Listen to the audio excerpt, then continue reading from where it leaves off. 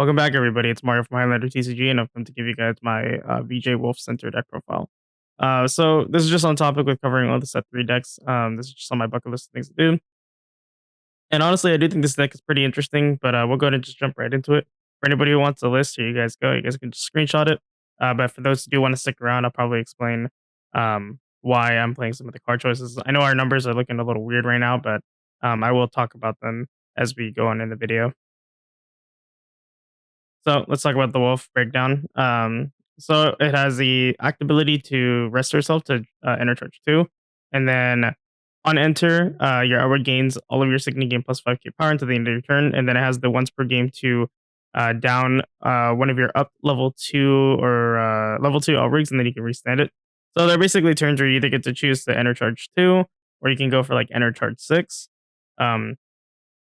In my personal experience, I've done a lot of intercharge like 2 and 4 here and there. And that's just how a lot of my game flows went. Overall, her on enter effect is like pretty mediocre.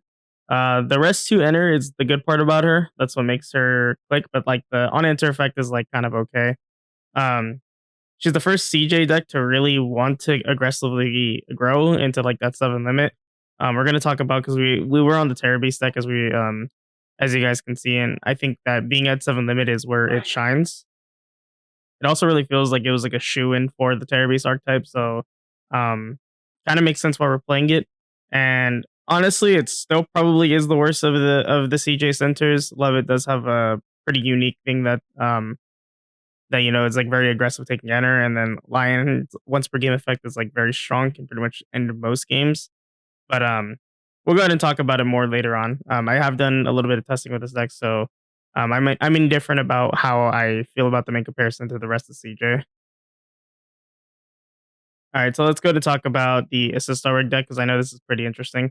For the level ones, we're on Dig and Scratch. These are kind of obvious for what we have. Dig is very good. Scratch is just generically solid, getting pretty much rid of anything that you want. As for the level 2s, before I talk about build up, we'll talk about Crossfade. Crossfade is very generic, just pay to remove something, and if you can pay the additional 4 to burn or to crush a life cloud, is very good. So MC Lion build up. What does this card do? You can additionally pay 6 colorless to trash a level 3 Signy in your opponent's field, and then you can pay an additional 2 white to check the top 5, and then add 2 Signy from among them, putting the rest on the bottom in any order. So the reason why I've chosen build up is Disrespect is an insane card. For those of you who don't know who Disrespect is, it's the one that can make it so 3 Signy can attack. Very relative to Clap, but overall like a very very strong card. But the reason why we're playing build up is because we're aggressively growing, and we need the digging power that this deck doesn't have access to. And so running basically double digs as your assist over lineup has supported like the overall game plan of what you're trying to do, because you don't have that much access to that to those digging tools, and you do make enough enter to be able to pay efficiently for the dig cost of it, which is the 2 white. I've pretty much never experienced myself when I've paid the 6. I think this only happened in like 1 game out of like the handful of games that I've tested, but it definitely can come up because this thing is free. But I using both of the effects in total of 8 enter, I think it's like an insane rarity for this deck. But you do make a lot of enter, so it is like a possibility. As for the piece lineup, we're running on this punchline, obvious. Then we're running GGG. So as I explained in my last video, I was using this incorrectly, by the way. I did use I was enter charging the turn I played it, but and I said that you can make I believe 3 to 5 enter a game. On average, you're probably just making 3, but still 3 enter is very good. It helps play into your build up, and just lets you grow aggressive, or reward you for growing aggressively too. So GGG has been pretty good in my experience, and I still like it. I still like playing it personally, and there can be other options here. I'm not gonna say which one's better than the other, but this is just the utility piece I chose. So let's go ahead and move on into what's new. So we have Saber Tiger here. Has Harmony for 1 red Elrig. Has the constant ability to all your other Signy get plus 3 power. And then whenever this Signy attacks, you can enter charge 1. Then if 3 or more cards are moved into the enter zone this turn, you can pay a green-red colorless. And if you do, vanish target Signy in your opponent's field. We have Proboscis Monkey, which is this red Signy here. As a constant ability, as long as a Signy is 12k power or more, it gains can't be downed by your opponent's card effects, and then has the act ability to pay a red, a colorless, and a colorless to, and if it's 15k or more power, you can gain Assassin. Um, and then we have Orangutan, which is on play, can pump something by 5k, and then um, has a life force ability to pay 2 green and then vanish target Signy. So why are we on the Saber Tiger? One of them is for the constant. That plus 3k power can make your sides fairly strong. One of them, if you have it with 2 level 3s or like another level 3 out, you can be 15k.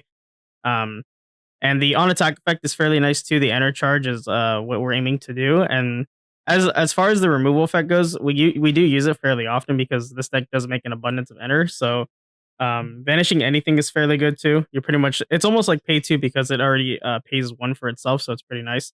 Proboscis Monkey is fairly good. Um, Not against like stuff like Clap and Folklore. If you make your attacks right, you can pretty much play around all of those. And then there are certain times where in the late game, you can make a board with, or you can make like a board with this where your opponent basically can't clap you, and that's something that's like very strong. So um, yeah, Proboscis Monkey is like a fairly good card for this archetype, and it definitely like carries a lot of like the late game aspects of it, which is pretty cool. Orangutan is just like support for the archetype. Plus 5k to something is like fairly relevant towards the late game or like the mid game when you have certain board setups that you want. And then the life force effect is honestly pretty decent. So not like a bad card at all.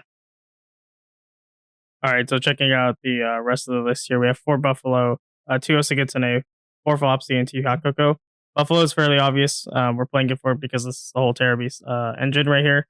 This card's very pretty good at making your big boards, and having the minus 12k or the vanish of 12k or less online is very easy to do. 2 Osagitsune, I do think I could probably bump this up to 3. I don't think I can warrant 4 copies. I don't think it's that important of a card in this deck, but it is fairly strong. Osagitsune is a really good card. 4 Flopsy, I'm playing this over Fennec, and we'll talk a little bit more on that later, but the life burst is very strong, and the selective plus is pretty good because we do make a lot of ender in this deck, so we do get a little bit better on selectivity. And then Tifu I didn't like this card initially, but after playing it more, I do actually kind of like it more. On turn 3 with Buffalo or Saber Tiger, it's always online, so you have multiple enablers for it, and so it does feel a lot better in that regard. And I might honestly bump this up to 3. I do like this card a lot, and it's been a lot better than I initially anticipated it. And so the rest of the list here, we have 4 Paragilus, 4 Hanyo, 4 Good Dig, 4 Lancelot. Paragilus is fairly obvious. This is our best early game option. We are playing GGG, so we can turn this on pretty much immediately, which is nice. On turn 2, we have it like access to it because of GGG. And then 4 Hanyo, we need dig in this deck, along with Good Dig too. We need to be able to find those ones. There's about 14 level 1s, I believe, in this deck. And so this is our way to dig them out. 8 whites is kind of low. I might increase this to 10. I don't know if there's a good white card to slot in that might be able to, but because we're kind of tricolor, it is really hard to slot in. I have been able to pay with MC Lions pay 2 quite often, so I haven't really fell into that problem because this deck does make an abundance of enter. So that's a plus side of it. And then for Lancelot, there's another option over this that we'll talk about in the next slide, but Lancelot's just good. Pay 1 to vanish a 5k or less is always be good. It's the reason why red is so strong. And then, yeah. So as for the other options, we have Panda. This is just good for color fixing. This deck does kind of struggle with the colors in the early game, but I haven't found that problem too much, but it is always a good option. Hamster is a decent option too. This is what you would put over Lancelot, or what you would play over Lancelot. It is a better Lancelot when you're able to get on 12k. But anything before that, it's not that strong. Being vanishing only at 3k or less is not that great. But if you have it at 12k consistently, it's good, and you can do that on turn 3 and onward. But turn 2 and below, which is when you would want Lancelot to be good, this card is worse. So that's why we're not playing it in this list. And then for the Fennec, we don't like Fennec here. I don't really personally like Fennec.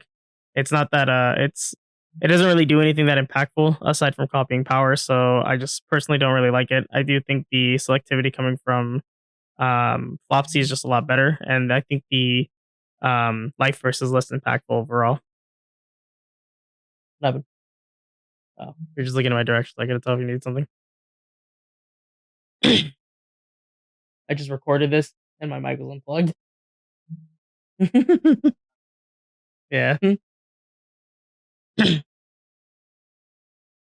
And so just looking at the list again, there are some better numbers that I feel like I can fix with this list. I know the numbers are kind of jumbled around. Probably can run cleaner on Osa gets an A. Maybe cut Buffalo down to 2, Osa gets an A to 3. Cut Paragilis down to 3, run Kyakoko at 3. But this is just the numbers I'm working with. Once again, it's something I want to revisit later down the line. Maybe I find a more consistent list than this. But so far, this has been working decently, at least in testing. And this is just kind of where I'm at currently. And as just like the last of the videos, like I said, I plan to revisit this and then keep doing more videos regarding set 3 moving forward. But other than that, if you guys let me know what you guys think about the deck list and what you guys are excited for about this set. Please leave a like, comment, and subscribe. You guys can check out my Facebook store as well. It'll be in this subscription down below. And I'll see you guys in the next one.